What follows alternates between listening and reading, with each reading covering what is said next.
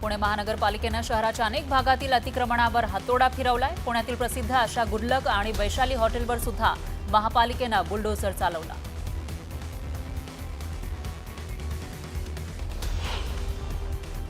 मुंबईत कुर्ला उड्डाणपुलाच्या कामाने वेग पकडल्याचा दावा मध्य रेल्वे प्रशासनाने केला। या पुलामुळे अतिरिक्त मार्गिका उपलब्ध झाल्याने लोकलची गर्दी कमी होऊन प्रवाशांचा वेळ वाचणार आहे, तसंच अपघातालाही आळा बसण्यास मदत होणार आहे।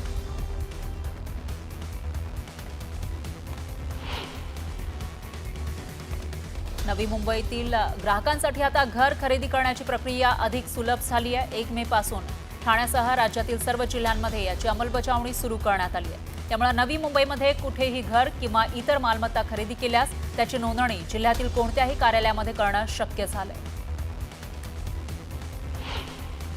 मुंबईतील पुनर्विकासाची कामं काही वर्षांपासून सुरू असली तरी 25,000 इमारती ह्या पुनर्विकासास पात्र आहेत। त्यामुळे 30,000 कोटींची उलाढाल होणार असल्याचा अंदाज MCHI आणि क्रेडाई या संस्थेनं दर्शवलाय। अंधेरीतील गोपाळकृष्ण गोखले पुलाचं बांधकाम पूर्ण झाल्यानं त्याचे आज लोकार्पण करण्यात आलं आहे। 2018 मध्ये पूल धोकादायक ठरून पुनर्बांधणीसाठी मुंबई महापालिकेनं तो बंद केला होता। अपघात प्रतिबंधक अडथळा, ध्वनिरोधक कठडे, त्याचबरोबर रंगकाम, थर्मोप्लास्ट, कॅट आईस, विद्युत खांब, दिशादर्शक फलक ही कामं पूर्ण झाली आहेत। त्यामुळे त्याचा लोकार्पणाचा मार्ग मोकळा झाला। कुलाबा ते सिप्स या भुयारी मेट्रो 3 मार्गिकेची स्थापत्य कामं पूर्णत्वाच्या मार्गावर आहेत। तिसऱ्या टप्प्यातील मार्गाची कामं ही पूर्ण करून हा मार्ग ऑगस्टमध्ये वाहतुकीसाठी सुरू करण्याचा मुंबई मेट्रो रेल कॉर्पोरेशनचा प्रयत्न आहे। खासगी हॉस्पिटल तसंच खासगी पॅथॉलॉजी लॅबमधील चाचण्यांच्या शुल्कावर नियंत्रण आणि समानता आणण्यासाठी केंद्र सरकार विचाराधीन असल्याची माहिती आहे। राज्य पातळीवरही नियंत्रण कायद्याबाबत हालचाली सुरू असल्याचं समजतंय। अनेक बनावट पॅथॉलॉजी लॅबची संख्या दिवसेंदिवस वाढतीये। ग्राहकांची मनमानी लूट सुरू आहे। बिलासाठी रुग्णालयांनी मृतदेह अडवून ठेवल्याच्या तक्रारींमध्ये वाढ होतीये आणि त्यामुळे पुणे महापालिकेच्या आरोग्य विभागानं शहरातील सर्व खासगी रुग्णालयांना तंबी दिली आहे। कोणत्याही परिस्थितीमध्ये बिल भरलं नाही किंवा अन्य कोणत्याही कारणासाठी मृतदेह अडवून ठेवू नये अशा सूचना करत मृतदेह अडवून ठेवल्यास संबंधित रुग्णालयांवर कारवाई केली जाईल असा इशारा महापालिकेच्या आरोग्य विभागानं शहरातील सर्व खासगी रुग्णालयांना दिलाय। गेल्या अनेक वर्षांपासून मागणी करत असलेले कर्करोग रुग्णालय अद्यापही निविदा प्रक्रियेतच अडकलंय। थेरगावमध्ये 34 गुंठे जागेमध्ये सार्वजनिक खासगी भागीदारी तत्वावर रुग्णालय उभारलं जाणार आहे, पण पालिकेकडून 3 वेळा निविदेला मुदतवाढ देण्यात आली आहे। त्यामुळे निविदा प्रक्रियेलाच कॅन्सर लागल्याचं दिसतंय। तापमान वाढल्यानं कूलरचा वापर मोठ्या प्रमाणावर वाढलेला आहे, पण खबरदारी न घेतल्यास अपघाताची शक्यता आहे। त्यासाठी नागरिकांनी कूलर वापरताना विद्युत सुरक्षेची खबरदारी घ्यावी असं आवाहन वीज कंपन्यांनी केलंय। जालन्यामध्ये वाळू माफियांनी तहसीलदारांच्या अंगावर ट्रॅक्टर घालण्याचा प्रयत्न केला। यावेळी जीव वाचवण्यासाठी तहसीलदारांनी हवेत गोळीबार केला। या प्रकरणात 4 अज्ञातांविरोधात गुन्हा दाखल झालाय। गडचिरोलीच्या देऊळगावमध्ये 4 कोटी रुपयांच्या धान खरेदी घोटाळा प्रकरणात पोलिसांनी कारवाई केली आहे। या प्रकरणात विविध कार्यकारी सहकारी संस्थेच्या अध्यक्षासह 5 जणांना पोलिसांनी अटक केली। चंद्रपूर जिल्ह्यातील सिंदेवाही तालुक्यामध्ये वाघाच्या हल्ल्यात 3 महिलांचा मृत्यू झाला। तेंदूपत्ता गोळा करण्यासाठी गेले असता या महिलांवर हल्ला करण्यात आला होता वाघाकडून, तर या घटनेमुळे परिसरात भीतीचं वातावरण आहे। पुण्यातील कोथरूड परिसरात भरधाव कारनं पार्किंगमध्ये उभ्या असलेल्या 5 ते 6 दुचाकींना उडवलं। दारूच्या नशेत असलेल्या कार चालकानं ही धडक दिली। सुदैवानं यामध्ये कोणीही जखमी झालं नाही।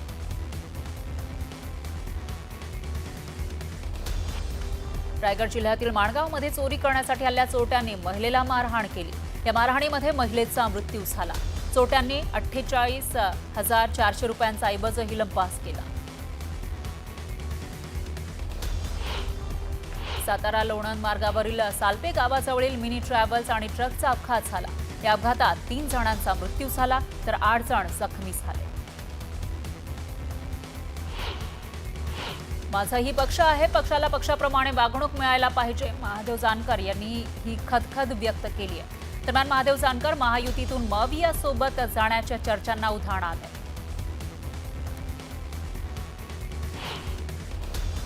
महत्त्वाचे विषय माध्यमांसमोर बोलायचे नसतात. दोन्ही राष्ट्रवादी एकत्र येण्याच्या प्रश्नावर राष्ट्रवादीचे प्रफुल्ल पटेल यांनी ही सूचक प्रतिक्रिया दिली. कराडच्या यशवंत सहकारी बँकेतील सुमारे 140 कोटींच्या घोटाळ्याप्रकरणी भाजप आमदार मेधा कुलकर्णी आक्रमक झाल्याचं पाहायला मिळालं. राज्य सहकार परिषदेचे माजी अध्यक्ष तथा भाजपचे नेते शेखर सरगेवार यांची मालमत्ता जप्त करण्याची मागणी खासदार मेधा कुलकर्णी यांनी केली.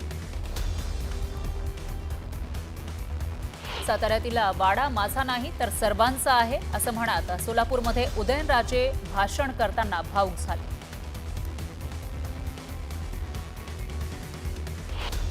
सिल्लोडमध्ये खरीप हंगामाच्या नियोजनासाठी बैठकीचं आयोजन करण्यात आलं होतं. यावेळी आमदार अब्दुल सत्तार यांनी अधिकाऱ्यांना सूचना दिल्या. जळगावच्या चोपड्यात खरीप हंगामपूर्व आढावा बैठकीचं आयोजन करण्यात आलं होतं. यावेळी आमदार चंद्रकांत सोनवणे यांनी सर्व गोष्टींचा आढावा घेतला. अहिल्यानगर जिल्हा नियोजन समितीची महत्त्वपूर्ण बैठक जिल्हाधिकारी कार्यालयामध्ये झाली. 2025-26 साठी 820 कोटींचा निधी शासनानं मंजूर केला.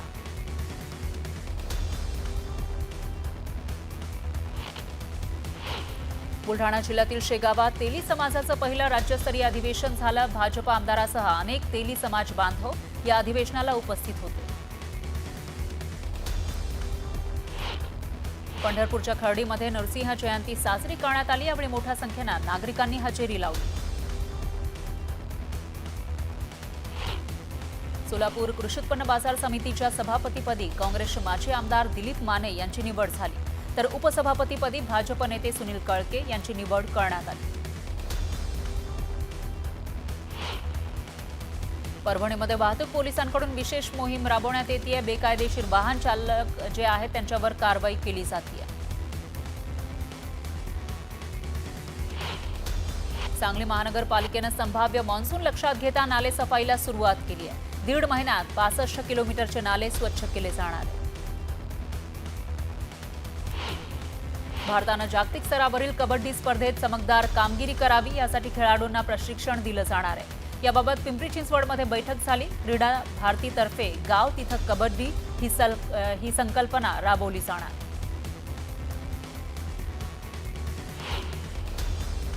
नाशिक जिल्ह्यातील मालेगाव, मनमाड, येवला या भागातील नदी नाले कडक उन्हामुळे कोरडे पडले. त्यामुळे पाण्यासाठी वन्य प्राण्यांना भटकंती करावी लागते.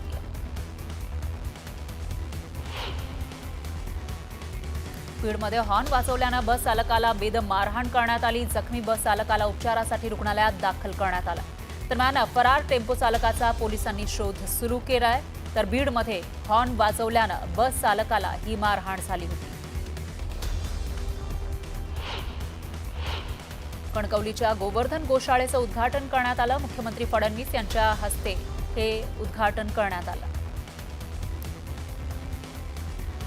भारतीय ट्रॅव्हल्स एजन्सी असोसिएशनकडून तुर्की आणि अझरबैजान विरुद्ध कडक भूमिका घेण्यात आली आहे. भारतीय पर्यटकांना या दोन देशात प्रवासासाठी जाऊ देणार नाही अशी भूमिका घेतली आहे. या दोन देशांनी पाकिस्तानला पाठिंबा दिल्यानं हा निर्णय घेण्यात आला. नंदुरबारमध्ये पोषण आहाराचा दरीत कोसळलेला ट्रक बाहेर काढण्यासाठी गेलेल्या क्रेनचाच विचित्र अपघात झाला. त्याचा व्हिडिओही समोर आलाय. 3 दिवसांपूर्वी शहादा ते धडगाव दरम्यान पोषण आहार घेऊन जाणारा ट्रक दरीत कोसळला होता. याच अपघातग्रस्त ट्रकला बाहेर काढण्यासाठी जो क्रेन आलेला होता तो ट्रक काढताना त्याचाच विचित्र असा अपघात झाला. भारत पाकिस्तानात युद्धजन्य परिस्थिती असताना दुसरीकडे बीडच्या आष्टी तालुक्यातील दौलावडगाव इथं अनोख्या पद्धतीनं वाढदिवस साजरा करण्यात आला. चंद्रभान फसले यांचा 111वा वाढदिवस साजरा करण्यात आला. यावेळी त्यांनी पंतप्रधान मोदी, कर्नल सोफिया कुरेशी यांच्या प्रतिमेला दुग्धाभिषेक घातला. तर उर्वरित आयुष्य सीमेवरील जवानांना लाभो अशी प्रार्थना केली. महाड तालुक्यातील म्हाप्रळ पंढरपूर या मार्गावरील महाड ते म्हाप्रळ या मार्गावरील कामं गेली 5 वर्षांपासून कासवगतीनं सुरू आहे. खोदकाम आणि जुन्या मार्गावर पडलेले खड्डे यामुळे नागरिकांना त्रास सहन करावा लागतोय. त्यातच अवकाळी पावसामुळे रस्त्यावर चिखल झालाय आणि वाहनांची चाकं रुतून बसताय. त्यामुळे नागरिकांनी संताप व्यक्त केला. वर्ध्यात शिक्षक परिषद तक्रार निवारण समितीनं आत्मक्लेश आंदोलन केलं. शाळांच्या संच मान्यतेचा निर्णय रद्द करावा अशी मागणी आंदोलकांनी केली.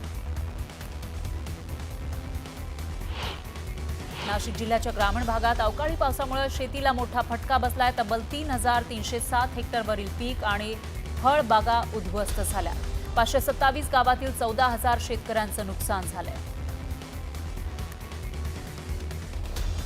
शिवसेनेच्या रायगडच्या जिल्हाप्रमुखांनी मंत्री उदय सामंत यांच्याकडील उद्योग खात्याच्या कारभारावर नाराजी व्यक्त केली आहे. शेतकऱ्यांना विश्वासात न घेता पाईपलाईनची निविदा काढल्यानं जिल्हाप्रमुख राजा केळणी यांनी MIDC कार्यालयावर मोर्चा काढण्याचा इशारा दिला. कोल्हापुरातील केसरकर ट्रॅव्हल्स कंपनीनं सुट्ट्यांच्या कालावधीमध्ये तिकीट दर दुप्पट करत प्रवाशांची लूटमार केली. एवढंच नव्हे तर बसमध्ये अस्वच्छता असल्यानं प्रवाशांनी संताप व्यक्त केला. मावळमध्ये कृषी विभागाकडून उपविभागीय स्तरीय कार्यशाळेचं आयोजन करण्यात आलं. खरीप हंगामात करावयाची कामं याविषयी कृषी अधिकाऱ्यांची कार्यशाळा झाली आणि खरीप हंगाम कार्यशाळेमध्ये माती परीक्षणाचं महत्त्व, बीज प्रक्रिया, फळबागेमध्ये CRA टेक्निकचा वापर या विषयावर सादरीकरण करण्यात आलं.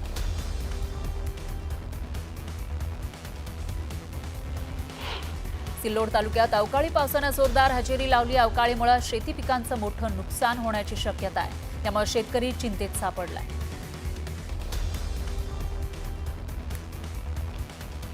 वाशिम जिल्ह्यात सलग दुसऱ्या दिवशी अवकाळी पावसानं हजेरी लावली. यामुळे नागरिकांनी उकाड्यापासून त्यांना काहीसा दिलासा मिळालाय, तर पावसामुळे शेती पिकांचं मात्र नुकसान झालं. साताऱ्याच्या कराड आणि पाटण तालुक्यामध्ये अवकाळी पावसानं जोरदार हजेरी लावली. यामुळे रस्त्यावर मोठ्या प्रमाणात पाणी साचलं आणि वाहनधारकांना अडचणींचा सामना करावा लागला. नाशिक शहरात वादळी वाऱ्यासह मुसळधार पाऊस झाला. वादळी वाऱ्यामुळे अनेक ठिकाणी वाहनांवर झाडांच्या फांद्या पडल्या, त्यामुळे मोठं नुकसान झालं. जळगाव जिल्ह्याच्या गारखेड गावात गारपिटीमुळे आंबा पिकाचं मोठं नुकसान झालंय. प्रशासनानं पंचनामे करून नुकसान भरपाई द्यावी अशी मागणी आंबा उत्पादक शेतकऱ्यांनी केली. शिक्षण हक्क कायदा अंतर्गत खासगी शाळांमध्ये गरीब आणि गरजू विद्यार्थ्यांसाठी राखीव ठेवण्यात आल्या 25% जागांपैकी तिसरी फेरी अखेरही 10% जागा रिक्त असल्याचं चित्र समोर आलंय. या योजनेचा मोठ्या प्रमाणावर प्रचार केला जात असतानाही पालकांनी मोफत प्रवेशाकडे पाठ फिरवली आहे. भारत पाकिस्तानातील तणाव युद्धविरामामुळे निवळण्याची शक्यता निर्माण झालेली आहे, तर पुढे ढकलण्यात आलेल्या CA परीक्षांच्या सुधारित तारखा आता जाहीर करण्यात आल्यात. या परीक्षा 16 ते 24 मे दरम्यान घेतल्या जातील अशी घोषणा institute of chartered accountants of इंडियानं केली आहे. नांदेडच्या देगलुरूमध्ये अजित पवारांनी शहीद जवानाच्या कुटुंबियांची भेट घेतली. यावेळी अजित पवार यांनी कुटुंबियांचं सांत्वन केलं. त्यांनी कुटुंबाला मदतीचंही आश्वासन दिलं. परभणी जिल्ह्यातील सुट्टीवर आलेले जवान पुन्हा युद्धभूमीकडे रवाना झाले. जवानांना रेल्वे स्थानकावर सोडण्यासाठी नागरिकांनी मोठी गर्दी केली. यावेळी भारत माता की जय, वंदे मातरमचा जयघोष करण्यात आला. यवतमाळमध्ये पालकमंत्री संजय राठोड यांच्या नेतृत्वात तिरंगा रॅलीचं आयोजन करण्यात आलं. भारतीय सैन्याचं मनोबल वाढवण्यासाठी मोठ्या संख्येनं कार्यकर्त्यांनी यामध्ये सहभाग घेतला.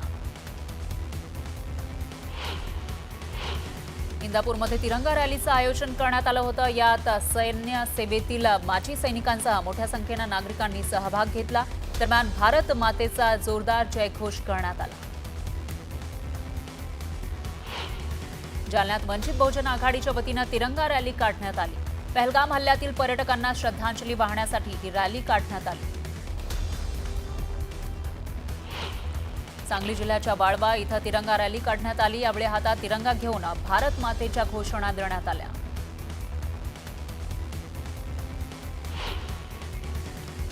परभणी शहरात आज बाईक रॅली काढण्यात आली. भारत पाकिस्तान संघर्षामध्ये भारतीय जवानांनी दाखवलेल्या शौर्याला सलाम करण्यासाठी ही रॅली निघाली. जळगावच्या चोपडा तालुक्यातील घोडगाव इथं शहीद जवान सुनील पाटील यांच्या स्मारकाचं अनावरण करण्यात आलं. यावेळी पालकमंत्री गुलाबराव पाटील, आमदार चंद्रकांत सोनवणे उपस्थित होते. तर गेल्या वर्षी कर्तव्यावर असताना त्यांना वीरमरण आलं होतं. पहलगाम हल्ल्यामुळे यंदा वंचित बहुजन आघाडीचे प्रमुख प्रकाश आंबेडकर यांनी आपला वाढदिवस साजरा केला नाही. आणि त्यांच्या वाढदिवसानिमित्त अकोल्यात वंचित बहुजन आघाडीकडून भारतीय जवानांसाठी रॅली काढण्यात आली।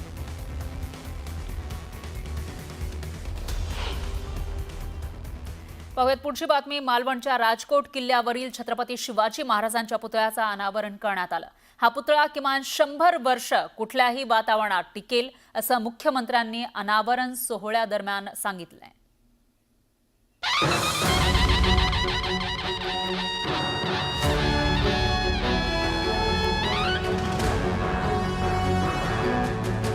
छत्रपती शिवाजी महाराजांच्या भव्य पुतळ्याचं मुख्यमंत्री, उपमुख्यमंत्री आणि सार्वजनिक बांधकाम मंत्री यांच्या प्रमुख उपस्थितीत अनावरण करण्यात आलं। राजकोट किल्ल्यावरील हा भव्य पुतळा पाहून उपस्थितांनी आनंद व्यक्त केला।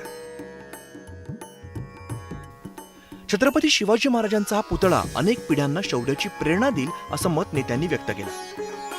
जर वादळं आली तरी सुद्धा त्या इंटेन्सिटीचा अभ्यास करत हा पुतळा उभा करण्यात आल्याची माहिती मुख्यमंत्री देवेंद्र फडणवीस यांनी दिली। ज्यावेळी या ठिकाणी दुर्दैवी घटना झाली होती त्यावेळी आमच्या सरकारने निर्धार केला होता की विक्रमी वेळेमध्ये हा पुतळा या ठिकाणी पुन्हा आम्ही प्रस्थापित करू आणि अक्षरशः विक्रमी वेळेत हा पुतळा या ठिकाणी प्रस्थापित झालेला आहे। IITचे अभियंते आणि जे महाविद्यालयातील शिल्पकार पुतळा घडवताना सोबत होते। राजकोट किल्ल्यावरील छत्रपती शिवाजी महाराजांच्या भव्य पुतळ्याची काही ठळक वैशिष्ट्ये आता आपण बघूया। हा भव्य पुतळा 83 फुटांचा असून महाराजांच्या हातातील तलवारीची लांबी ही तब्बल 15 फूट इतकी आहे। कास्य धातूपासून पुतळ्याची निर्मिती करण्यात आली आहे। वादळी वाऱ्यांचा कोणताही धोका या पुतळ्याला होणार नाही। तर 31 कोटींपेक्षा अधिक निधीचा खर्च या पुतळ्यासाठी आलाय। राम सुतार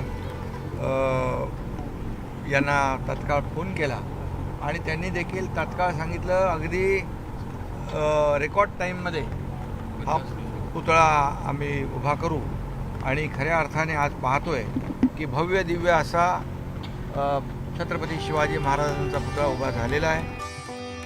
मालवण किल्ल्यावर सरकारने पहिल्यापेक्षा उत्तम आणि दिमागदार पुतळा उभारलाय।